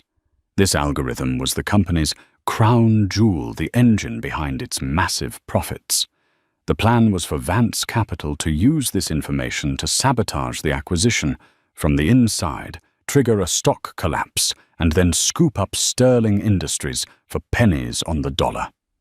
The betrayal now had a price tag, the entire Sterling empire, valued at roughly $9 billion. Genevieve sat back, the information swirling in her mind. This changed the entire battlefield. This was no longer a domestic dispute. It was corporate warfare, and Serafina and Arthur had just handed her the ammunition. But how to use it, exposing the plot publicly, would crater Sterling Industries' stock, harming her own assets and Leo's inheritance in the process. She needed to be smarter, more precise. She thought back to her grandmother, Antoinette. Antoinette had once faced a hostile takeover from a British conglomerate. They had tried to blackmail her, threatening to expose a youthful indiscretion of her late husband. Instead of cowering, Antoinette had called a press conference, admitted to the long-past issue on her own terms with grace and dignity, and then systematically revealed every dirty trick, every instance of financial malfeasance and insider trading the British firm had ever committed, which her own team had been quietly researching for months. She hadn't just won, she had annihilated them. The conglomerate was buried in lawsuits and government investigations for a decade. Never fight on their terms. Genevieve, her grandmother's voice echoed. Create your own battlefield. Genevieve picked up the phone to Alger. Alger. The plan has changed, she said, her voice clear and decisive. We are no longer just filing for divorce. We are going on the offensive. I want you to arrange a meeting, not with Arthur's lawyers. I want a meeting with Marcus Vance, and I want to be there. There was a pause. Genevieve. That's highly unorthodox. It could compromise our position. No, Alger. She corrected him gently but firmly. It is our position. Marcus Vance thinks he's playing chess with my husband. He's about to find out he's been playing checkers with me. And I'm about to flip the board over. She had one more call to make. A number she hadn't dialed in years. It was to a man named Jean-Luc, her grandmother's former head of security in Paris. A man who owed his life to the Lacroix family. He was now retired, but his skills and his network were legendary. Jean-Luc, c'est Genevieve, she said when he answered. I have a small project for you in New York. I need to know everything about a man named Marcus Vance, not the corporate profile. I want to know where he buries his secrets. I have a feeling he and I have a great deal to talk about. The woman who had wept silently in a guest room just 2 days ago was gone. In her place was a strategist, a commander marshalling her forces. Arthur had started a fire thinking he could control it. He had no idea he was about to be consumed by it. Arthur Sterling was a man adrift in a sea of his own making. He had been served officially and humiliatingly in the lobby of his own building. He had retreated not to a hotel, but to his bachelor pad, a sterile, glass-walled apartment in Tribeca he kept for poker nights, a fact he now realized was probably well known to Genevieve's investigators. His first call had been to his own lawyer, a bulldog named Frank Miller, known more for bluster than brilliance. Frank had been apoplectic. Are you insane, Arthur? he'd yelled over the phone. In the nursery. With the daughter of the guy you're trying to take over. Do you have any idea how this looks? They'll crucify you. We have to prove this is a setup. But Arthur knew it wasn't. It was pure, unadulterated arrogance on his part. He had spent 2 days trying to contact Genevieve, a barrage of texts and voicemails that went unanswered. He'd sent flowers, a veritable forest of orchids, to her mother's home in Connecticut, only to receive a call from his mother-in-law, a woman who had always adored him, whose voice was now colder than a winter tombstone. "Don't you ever contact this family again," she had said, before hanging up. The first legal volley from Alger Brush's office was a masterpiece of financial warfare. It wasn't just the petition. It was a series of injunctions and liens placed on assets Arthur didn't even think Genevieve knew about. A holding company in the Cayman Islands, a portfolio of rare watches held in a Swiss vault, his shares in a tech startup he'd invested in with his poker buddies. The prenuptial agreement they had signed was solid, designed to protect their individual assets going into the marriage. Genevieve's Lacroix inheritance was untouchable, as was Arthur's seed money for Sterling Industries. However, the prenup stipulated that any wealth created during the marriage would be split 60-40 in his favor, a point of pride for him at the time. But Alger Brush was ignoring the prenup. His filing argued for it to be thrown out entirely, citing extreme emotional duress and a pattern of deceit that constitutes gross marital misconduct. Instead, he was pushing for a net to 50. 50 split of all assets, including the foundational value of Sterling Industries, under a new interpretation of marital asset law. It was an audacious, almost ludicrous claim, but it was designed to do one thing: bog Arthur down in a legal quagmire that would cost him millions in fees and bleed him dry. "They're coming after the company." Arthur Frank Miller panicked. "They're trying to argue that her support and counsel were integral to the company's growth, making it a fully shared marital asset. It's bullshit, but it's expensive bullshit." Arthur tried to fight back. He had his accountants attempt to move funds to shift assets into new untraceable accounts. But at every turn, he was blocked. It was as if Genevieve had a map of his entire financial soul. He'd forgotten about the late nights she'd spent helping him organize his paperwork for the IRS, the way she'd created spreadsheets to track their myriad investments. He had seen it as wifely duty. She had been gathering intelligence. The battlefield was drawn. His strategy was to paint Genevieve as an unstable, hormonal, pregnant woman having an irrational overreaction.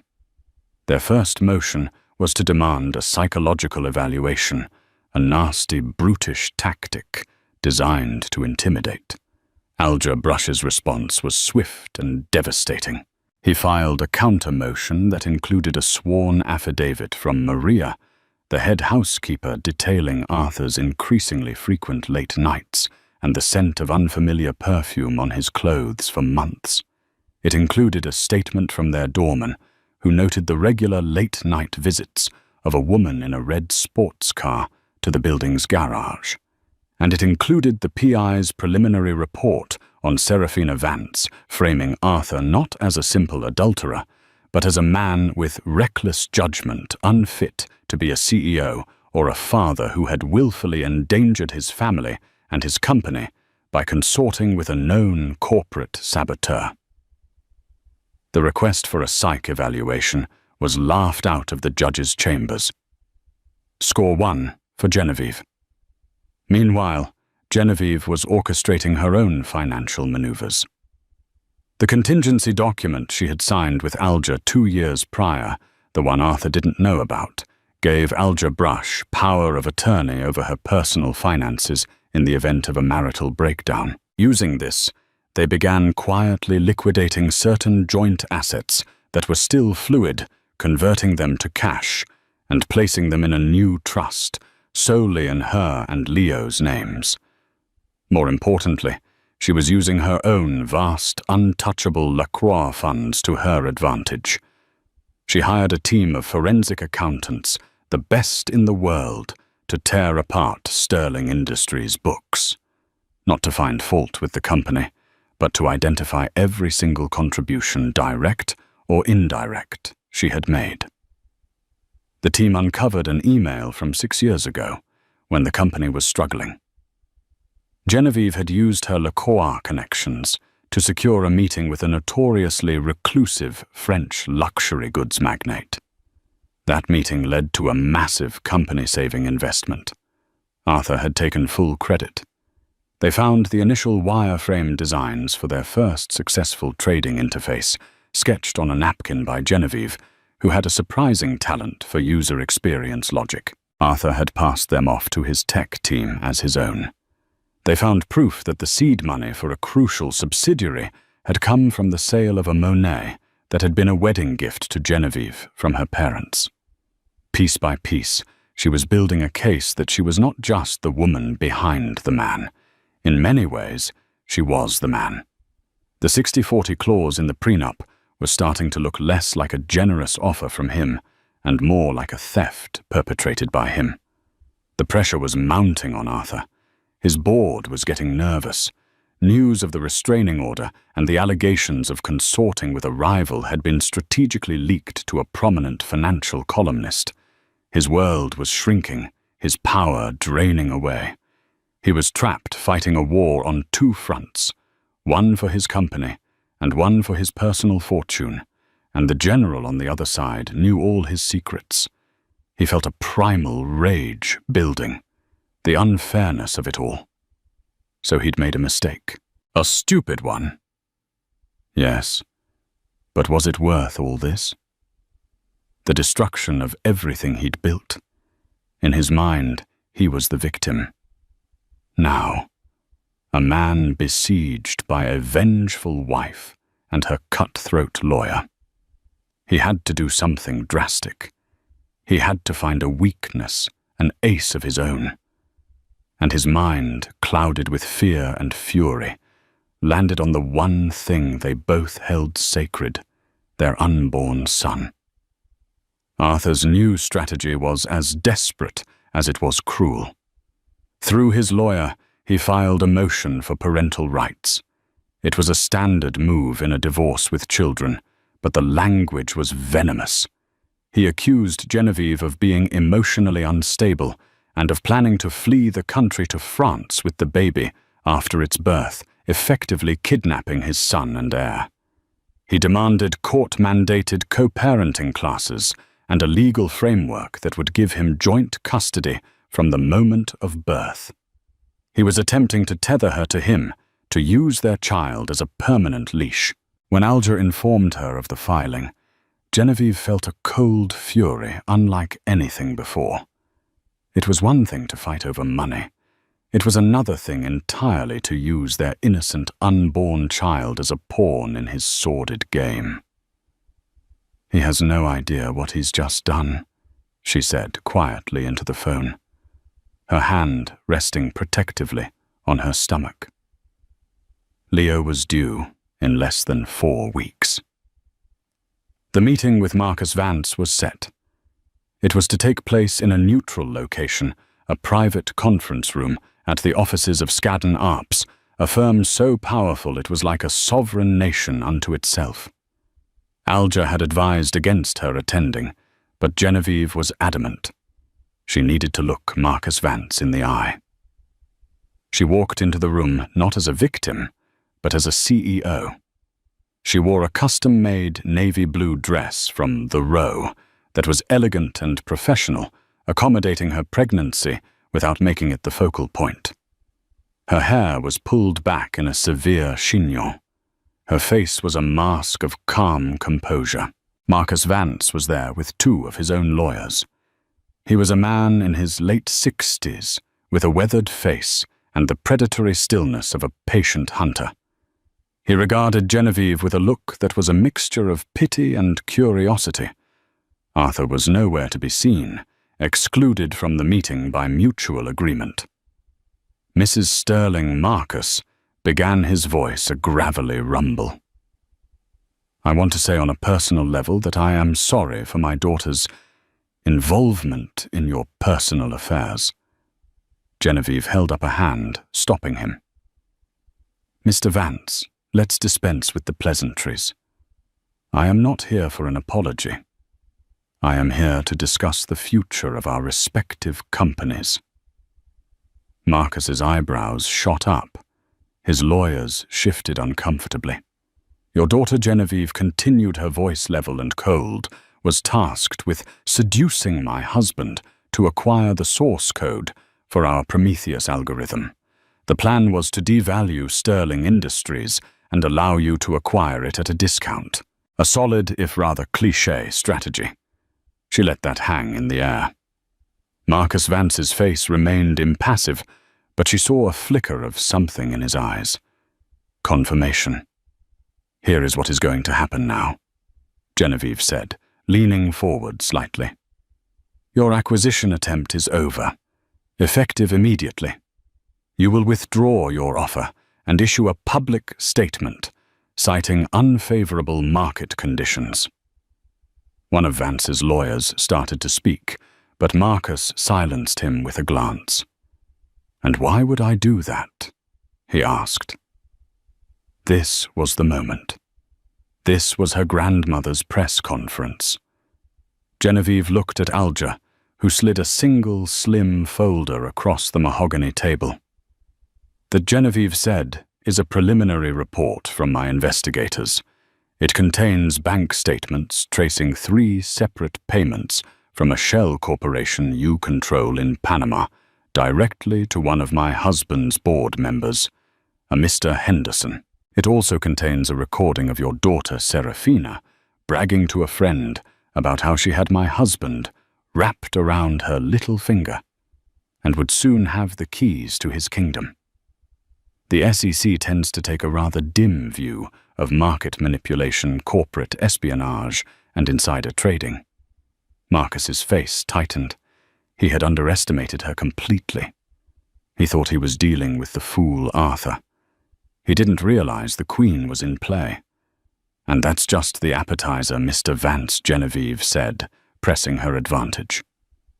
My associate in Paris, a man who is exceptionally good at his job, has been looking into your own company's history, specifically your acquisition of a German pharmaceutical firm in 2012. He found some irregularities. Bribes paid to government officials through a Swiss art dealer. A very messy business. It would be a shame if that information found its way to the Bundesanstalt für Finanzdienstleistungsaufsicht. Marcus Vance was silent for a long time. He stared at Genevieve, a new respect dawning in his cold eyes. He had been outmaneuvered. What do you want? He finally asked. I've told you. You will back off from Sterling Industries. But there's a second part to my terms. I am in the process of divorcing my husband. The legal battle will be complex. I am going to need to secure a majority stake in the company to protect my son's future. To do that, I need capital and leverage. She paused, letting the implication sink in. Your daughter put my family at risk, Genevieve said, her voice dropping to an icy whisper. And for that, there is a price. You are going to provide me with the leverage. You will sell me through a private trust my lawyer has established the 15% stake in Sterling Industries that you have already quietly acquired on the open market over the last year. You will sell it to me at a 20% discount from yesterday's closing price. Vance's lawyer gasped. That's outrageous. That stake is worth over $1 billion. It's worth far more than the cost of having your entire company investigated for bribery. And your daughter indicted for corporate espionage, Alger Brush interjected smoothly. Consider it a family discount. Genevieve stood up. The meeting was over. She held all the cards. Marcus Vance knew it. She had turned his own weapon against him. His attempt to destroy her family was now going to be the very thing that saved it for her and for her son. You have 24 hours to have your people contact Mr. Brush with the signed agreements, she said, turning to leave. And Mr. Vance, tell your daughter to stay out of my city and my nursery. She walked out of the room without a backward glance, leaving a stunned Marcus Vance to stare at the folder on the table, the symbol of his complete and utter defeat. This was her ace. It wasn't just a secret asset.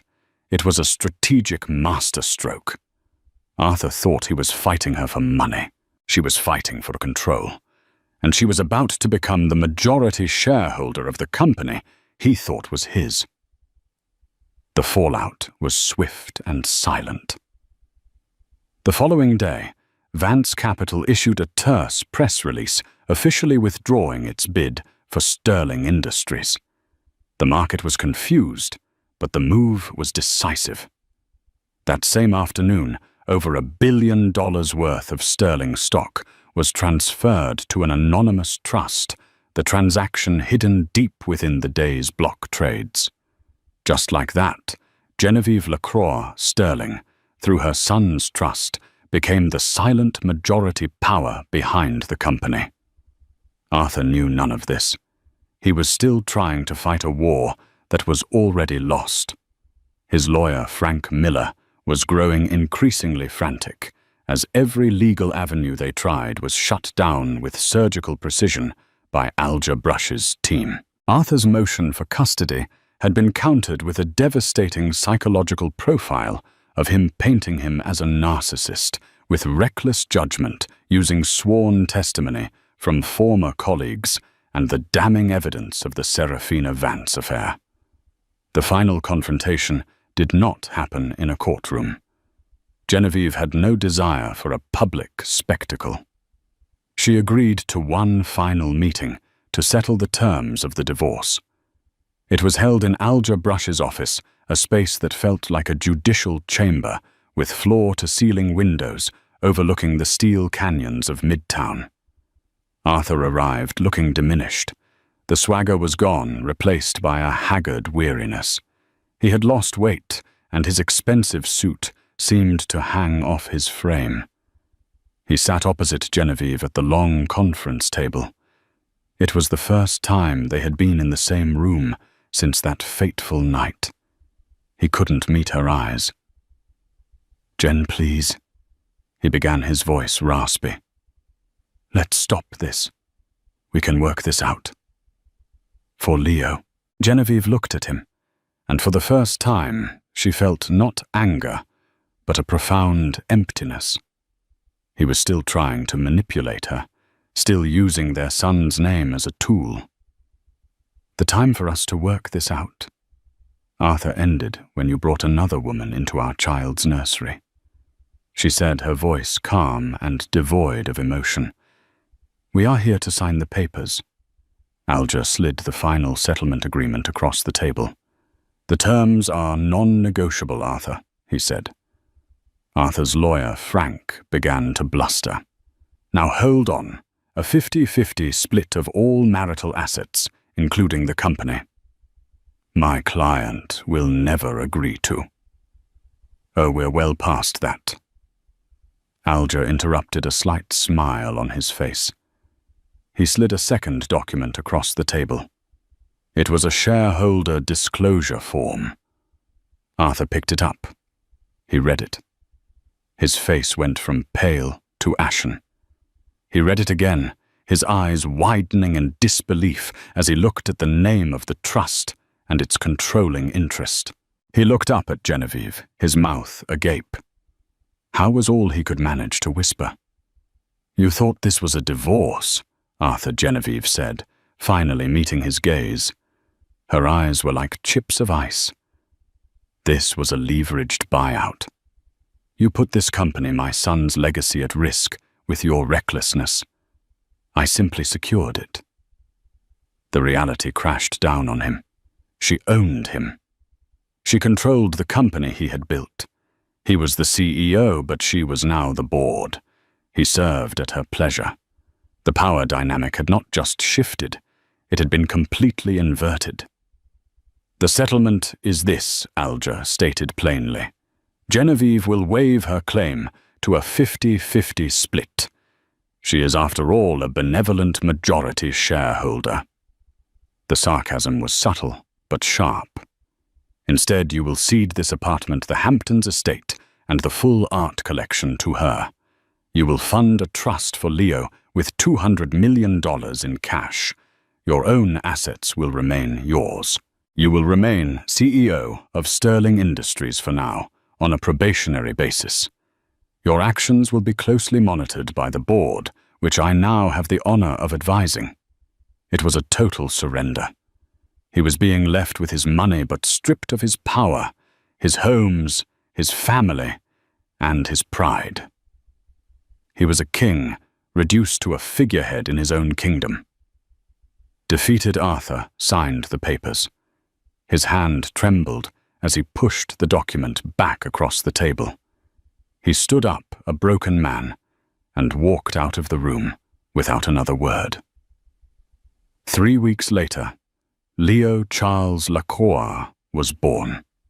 He had Genevieve's eyes and a peaceful disposition. Genevieve, now formally using her maiden name, again moved back into the Fifth Avenue penthouse.